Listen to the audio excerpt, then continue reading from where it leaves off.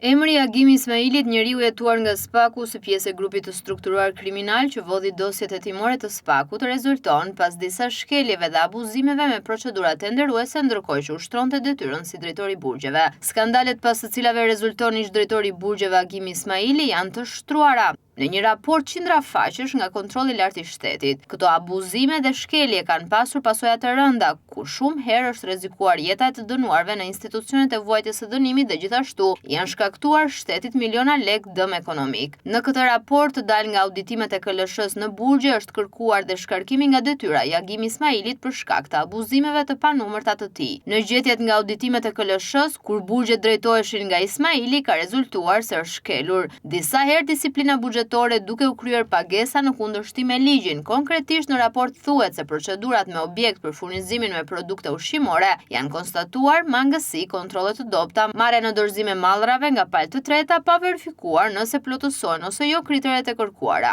Nga auditimi rezultoi shkelje të disiplinës buxhetore, sa i takon planit ekonomik duke u paguar në kundërshtim me ligjin për menaxhimin financiar dhe kontrollin, udhëzimin për menaxhimin e aktiviteteve në njësinë e sektorit publik, për miratimin e rregullave të prokurimit publik, në procedurat me objekt për furnizimin produkte ushqimore u konstatuan mangësi, kontrolle të dobta si pasojë e mosngritjes së strukturave të dedikuara për monitorimin e kontratave, mos parashikim si detyrime kontraktore për OE të elementeve, llojin e automjeteve me targa, certifikatat ushqimore, kushtet e transportit me qëllim ruajtjen e sigurisë ushqimore, komisionet e IEVP-ve të miratuara në fillim viti buxhetor, duke rrezikuar, duke mos u informuar në kohë mbi OE-n fitues si dhe mbi kriteret e veçanta të kontratave, të kenë marrë në dorëzim mallra nga palë të treta pa verifikuar nëse plotësojnë ose jo kriteret e kërkuara, pasi është e pamundur të kryhet mbikëqyrje në mungesë të elementeve për të mbikëqyrur, thuhet ndër të tjera në raport.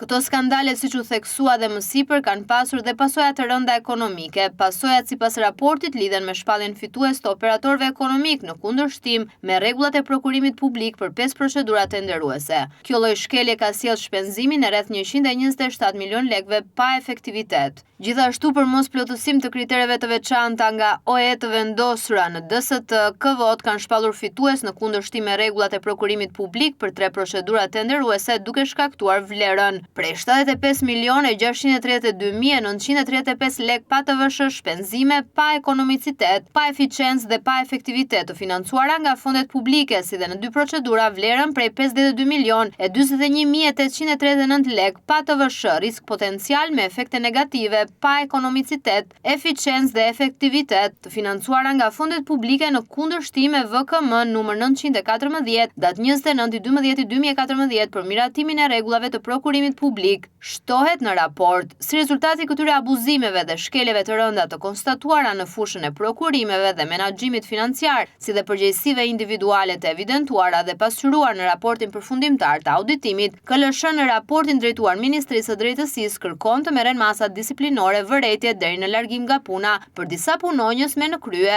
abuzuesin kryesor Agimi Ismailin. I rekomandoi Ministrit të Drejtësisë si institucione prore referuar shkeljeve të konstatuara në fushën e prokurimeve dhe menaxhimit financiar, si dhe përgjegjësive individuale të evidentuara dhe pasqyruar në akt konstatimet përkatëse dhe pjesës së raportit përfundimtar të auditimit, të vlerësoj shkeljet e konstatuara dhe të vendos marrjen e masave, vërejtje deri në largim nga shërbimi civil për punonjësit që janë pjesë e shërbimit civil ose largim nga puna për punonjësit që janë punësuar sipas kodit të punës. Si më poshtë vijon zotit Agimi Ismaili, drejtori i përgjithshëm i burgjeve në cilësinë e titullarit të AK-s, Avidana Pali, drejtori i financës në cilësinë e nënpunësit zbatues, Ardita Baku, drejtor juridik në cilësinë e antarit të KVO-s, Arjan Koçiaj në cilësinë e antarit të KVO-s, thuhet në rekomandimet e KLSH-s. Gjithçka evidentuar dhe listuar më sipër tregon hapur abuzimin masiv të Ismailit në kohën kur drejtonte drejtorinë e përgjithshme të burgjeve. Raporti qindrafaqesh i KLSH-s ka treguar shkelje në procedurat tenderuese, abuzimet me detyrën të Agimi Ismailit, i cili në këtë raport del se gjatë detyrës së tij si drejtori i burgjeve